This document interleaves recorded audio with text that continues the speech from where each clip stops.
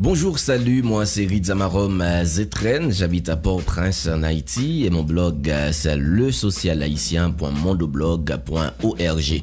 Dans mon billet audio, je vais vous parler des pluies et des intempéries telles qu'elles peuvent être vécues chez moi en Haïti. Tous aux abris, voici le monstre!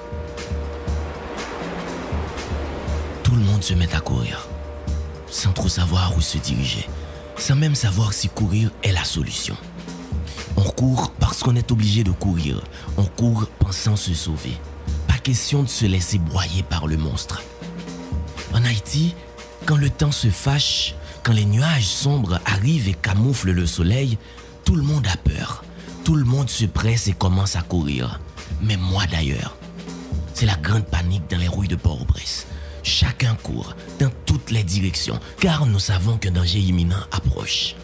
Ce jour-là, sur la grande rue de Port-au-Prince, les tap-taps se faisaient rares. Les chauffeurs avaient eu peur de se mettre en danger à l'approche du monstre.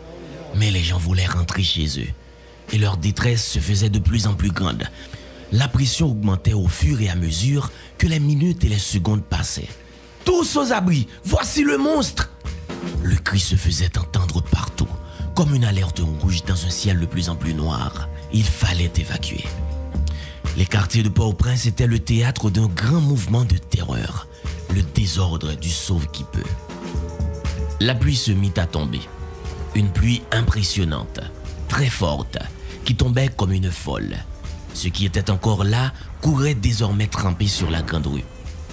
La pluie en Haïti se moque de votre vie. Si elle le veut, elle emporte tout sur son passage. Elle se moque des gens qui courent, elle se moque des voitures. Elle agitait maintenant les ordures qui déferlaient à toute allure avec le vent qui s'engouffrait sur la grande rue. Pas d'accalmie. Je courais et j'observais bouche bée la laideur de ma capitale dénudée, Port-au-Prince si vulnérable. Très vite, la rue n'était plus une rue. Le monstre l'avait transformée en rivière. Une rivière en crue qui coupe les routes, renverse les véhicules et inonde les maisons.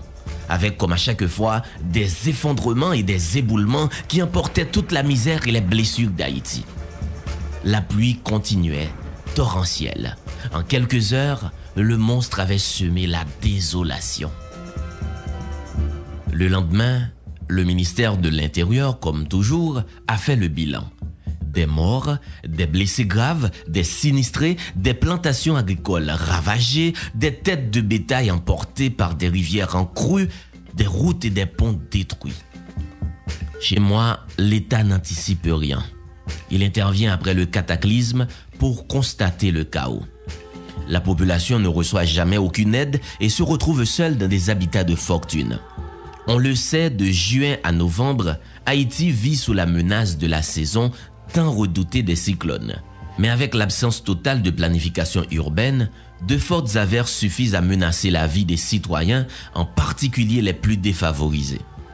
Le manque d'infrastructures pour l'évacuation des eaux de pluie entraîne chaque année des catastrophes humaines et d'importants dégâts matériels.